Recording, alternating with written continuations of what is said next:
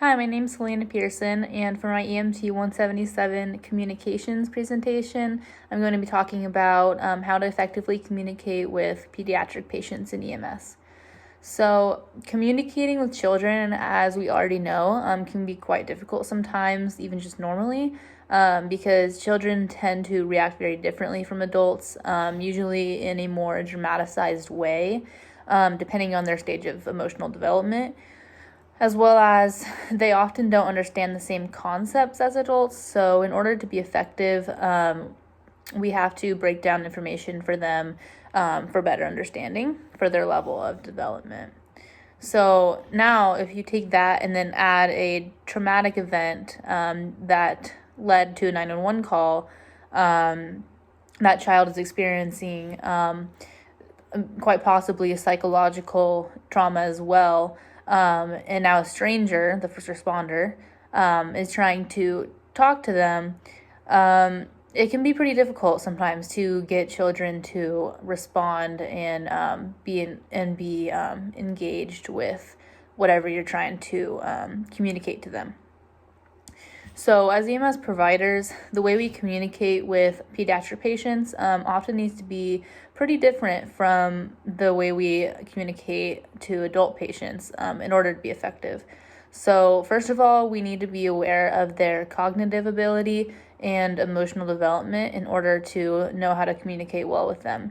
So for example, school-age children will tend to be very scared or confused when talking with the first responder, whereas teenagers might be more resistant to talking because they might be self-conscious or emotionally upset or just uncooperative in general. So a good rule of thumb is the younger they are, the simpler our language needs to be for them. For children, the number one thing is building trust and rapport because that's key. When we initially introduce ourselves, we need to be warm and welcoming towards them, make them feel safe as best we can, and especially notice the child's approachability and body language when you first interact with them and you kind of get their first general impression of them. Just notice those things about them and base your approach off of their cues and how they're kind of reacting to you. Second off, get on their eye level and don't start off with the hard questions if possible. Always be honest, but try to break the ice a little bit with children and make them feel comfortable and safe with you. Maybe ask them a few questions about themselves or their families first, just to build that trust and rapport and make sure they're comfortable before diving into the potentially traumatic situation of the 911 call. Pediatric patients are not only susceptible to physical trauma as any other person is, but they're also extremely vulnerable to psychological trauma, as I said. And they can be very fragile mentally and emotionally, depending on the severity of the 911 call they've been involved in. So when doing assessments with them, be interactive. Tell the child everything you're going to do and describe your tools so they're not so scary. Kind of show them the tools, maybe show them your stethoscope and let them touch it, or tell them that it's a certain animal and is it okay if my giraffe gives you a kiss, or I'm going to listen to your lungs now, and just make sure you're honest and open with them, and so they're not scared that you're going to hurt them or make anything worse. So asking them in ways that align with their cognitive development and where they're at helps the child stay more calm and comfortable, especially in the foreign environment of the ambulance or the potentially, upsetting environment of the scene that they're on. So those would be my first few tips. So also, if the parents or caregivers are present, they can either be very helpful tools in communicating with your pediatric patient, or they can potentially hinder the situation. So be sure to assess how the parents are coping with the situation and if they're able to be helpful or if they end up just adding more stress to whatever's going on. There may be times when you may have to pull the parent away and distract them in order to get or to gain information uninfluenced from the child. But for the most part, parents are typically a useful tool in a pediatric assessment, since they know best if their child is acting differently or out of sorts, as well as they're typically one of the main sources of comfort for a child. So it's good for them to usually be involved unless they are overly concerned and not cooperating well. Another thing is, as EMS providers, we need to be aware of the potential for child abuse and neglect, as we can play kind of a big role in identifying the cases of abuse. So always be on alert for signs, as we could potentially be the only advocate the child has, and we don't want to skip over that potential if that is going on. So always look for signs when you're doing a pediatric assessment on the child.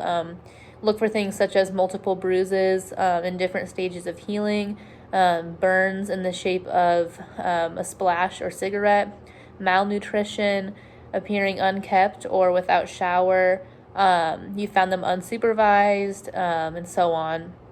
If you do detect signs of neglect or abuse, be sure to report your findings to the appropriate authorities. As EMS providers, we do have the duty to act, and in most states, we are mandatory reporters. So just check in with your local protocols and see what they are on that. But some questions or observations you can note during your assessment to kind of rule out child abuse can include what are the living conditions of the child? Do they appear to be unsafe or in an unsanitary environment? How does the family relate to the child in the current situation? How does the caregiver interact with the EMS professionals? Are the injuries consistent with the mechanism of injury?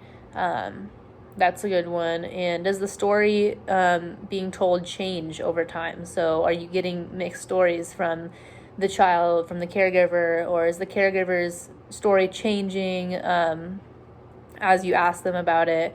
And lastly, are their basic needs being met?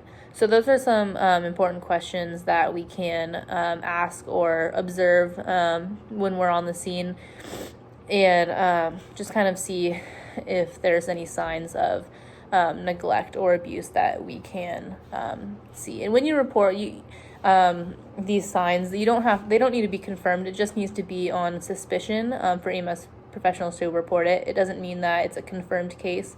But if you do see these signs, be sure to report them. The most common signs of abuse are the 3 B's: burns, breaks, and bruises. So that's a good mnemonic if you want to try and remember some common signs of abuse.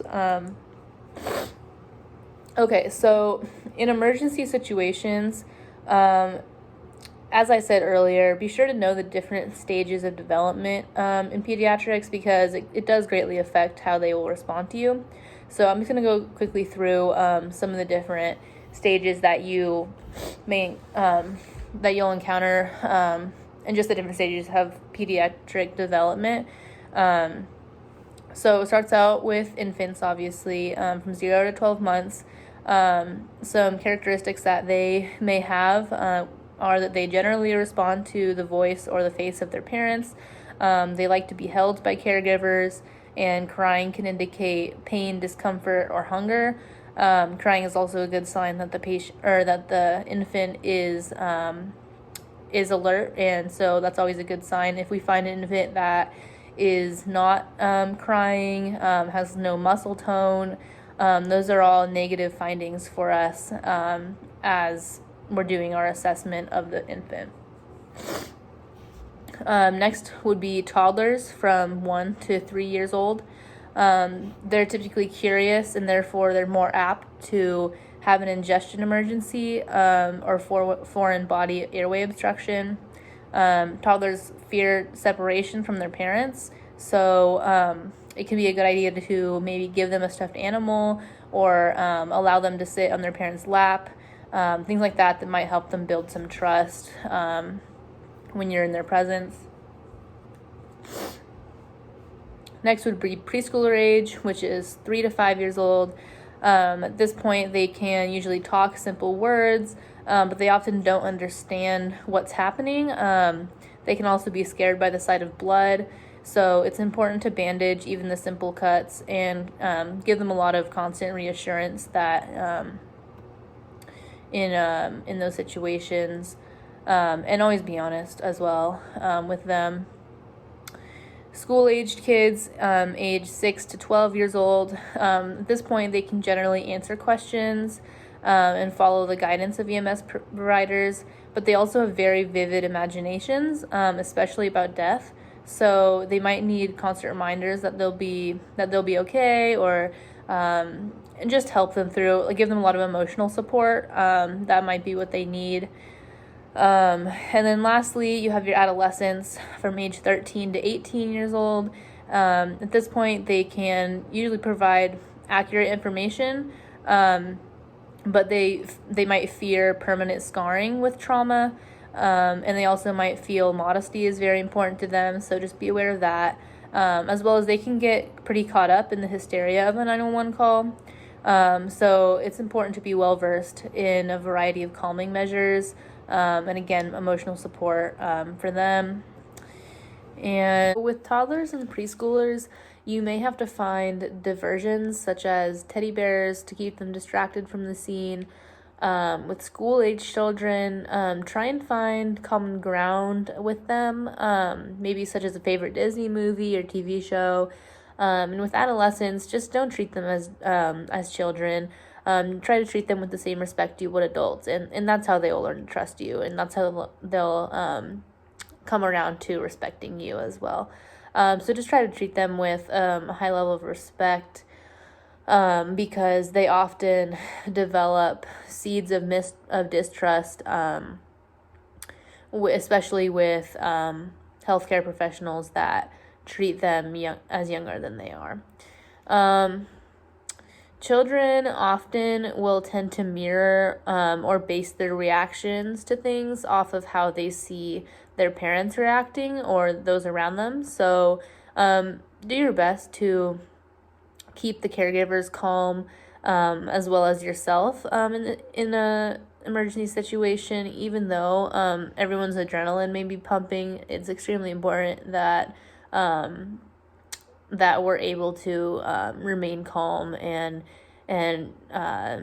because the emotional impact an emergency can have on a child is great. So any attempt to lessen the heightened fear stimulus that might be on scene to the best of your ability is important. So do your best to do that. Another thing is, when children are in distress, they may tend to return to outgrown behaviors and act younger than they are. So this is called regression. So just be aware of that, and when you're dealing with certain children, you may notice that they tell you how old they are, and then because of the stress of the situation, they may, begin acting ways that they wouldn't normally for their emotional development stage that you assume that they're in. Well, in an emergency, they might go back a stage. So just be aware of that and adjust appropriately. Another big thing with children is always be honest about the situation. They can usually detect lies pretty well, and that's another thing that can sow pretty big seeds of distrust for healthcare professionals they might interact with in the future. Because if you tell them, that whatever was going on the scene is everything's okay and there's nothing, just almost like you're giving them too much reassurance, and that's not true. That's not true of the situation. Or, for example, if you tell them procedure you need to do on them won't hurt, but then it does hurt, they might hold that against you. So just always try to be honest with them about what you're going to do and what the situation is. But also don't over-exaggerate what might be going on. And especially always be aware that the child can always still hear you, or so don't make any insensitive comments to your partner or say anything to them that might put the child into any further distress than they already are. So just always be aware of what you're saying to your partner, whoever is with you, and always just be aware that the patient tell yourself that the patient can always hear you even if they can't. That's always a good rule of thumb. Another thing is if the child appears to be shy or stoic due to the distress and won't cooperatively answer questions from you, try having the parent ask the same question to them. Because sometimes first responders can come off as a threat to a child or just come off as intimidating to them. So it can sometimes be more effective to have someone that they're comfortable with ask the questions, because this can sometimes elicit a response, even from some of the most shy children. So even if the child whispers the answer into their parent's ear, it's still good to get as much info from the patient themselves as possible. Also, if a child needs help holding still, a good way to do it is to ask the caregiver that might be with them to assist the child, especially during invasive procedures. So, for example, if the patient can sit on the caregiver's lap during, let's say, an IV start, the child will have positive support from a person they trust rather than, say, a negative restraint from a stranger. So instead of having unless the caregiver is not present on the scene, but if they are, instead of having your partner, hold the child down, start with having the caregiver hold the child and see if that makes them less fidgety or worried about the procedure. Because giving the child a sense of dignity or a sense of respect helps them feel more comfortable and less helpless about their situation. But overall, children have very different mechanisms of coping with stress and anxiety from scenes of emergencies than adults do.